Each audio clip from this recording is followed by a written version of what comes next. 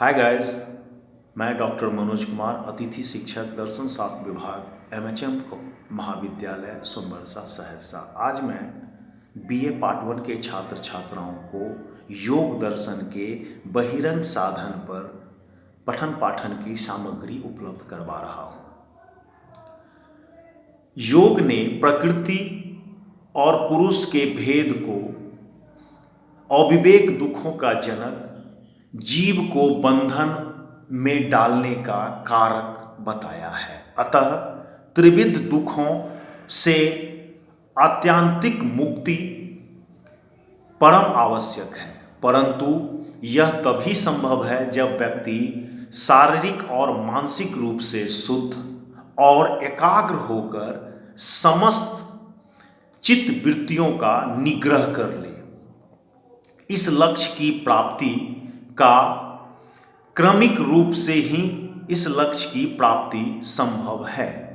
इसीलिए योग अष्टांगिक योग के क्रमिक साधनों को प्रस्तुत करता है, जिसमें कुछ बहिरंग हैं जो इस प्रकार हैं। पहला, यम। यह निषेधात्मक सद्गुण है। बाह्य और अभ्यंतर इंद्रियों के संयम की क्रिया को यम कहते हैं। इसके 5 प्रकार होते हैं, जिसमें कहा पहला होता है सत्य। सत्य होता है यम के अनुसार झूठ नहीं बोलना सत्य साधन है। दूसरा होता है अहिंसा। योग के अनुसार किसी प्राणी की हिंसा नहीं करना अहिंसा कहलाता है। अतः तीसरा, योग ने चोरी नहीं करना, किसी की संपत्ति को नहीं चुराना अतः कहा है। चौथे साधन के रूप में योग ने ब्रह्मचर्य को बताया है, जिसमें विषय वासना के प्रवृत्ति का त्याग करना ब्रह्मचर्य कहलाता है।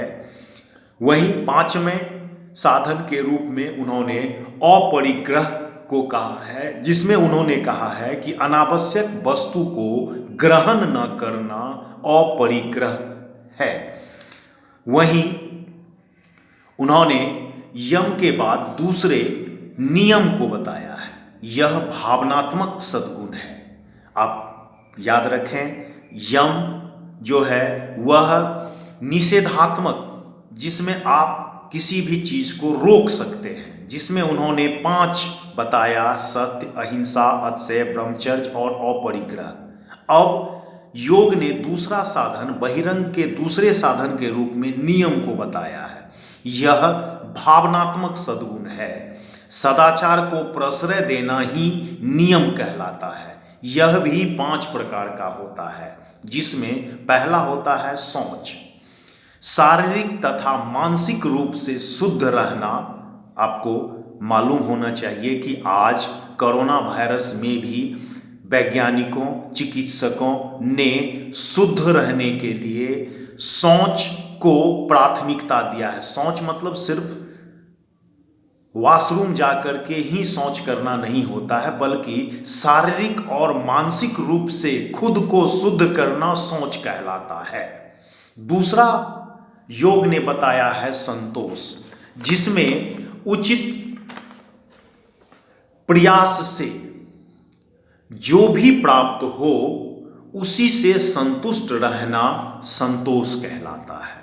तीसरा योग ने बताया है नियम के अंतर्गत, जिसको कहते हैं तमस। कष्ट सहने की शक्ति तमस कहलाती है। जितने अधिक आप में सहनशीलता आएगी कष्ट सहने की, दुख सहने की, उसे योग ने तमस का साधन बताया है। वहीं उन्होंने स्वाध्याय पर भी जोर दिया है। शास्त्रों का पठन पाठन का अध्ययन करना स्वाध्याय कहलाता है। और ईश्वर परिधान को भी नियम के अंतर्गत योग ने बताया है, जिसमें ईश्वर के प्रति श्रद्धा रखना ईश्वर प्राणिधान बताया है। अब योग ने यम नियम के बाद तीसरे आसन के रूप में बोला है। आसन के साधन को बताया है। इस अवस्था में शरीर को एक विशेष मुद्रा में रखा जाता है जिसमें मन की स्थिरता बनी रहती है। चौथा उन्होंने बताया है प्राणायाम। श्वास प्रक्रिया को नियंत्रित करके उसमें एक क्रमिकता लाने की प्रक्रिया को उन्होंने प्राणायाम कहा है। इसे भी योग ने 3 प्रकार के बताए हैं, जिसमें उन्होंने पहला बताया है पूरक, गहरी सांस लेना, यह पूरक कहलाता है। दूसरा उन्होंने बताया है रेचक, सांस को छोड़ना। और तीसरा उन्होंने बताया है कुंभक, सांस को रोक कर रखना। और अंत में योग ने प्रत्याहार को भी बताया है। यह इंद्रियों का संयम है। इस साधन के अंतर्गत इंद्रियों को बाह्य विषयों से हटाकर मन के बस में रखा जाता है।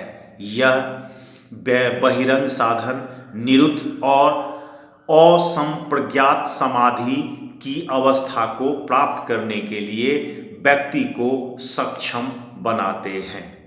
धन्यवाद।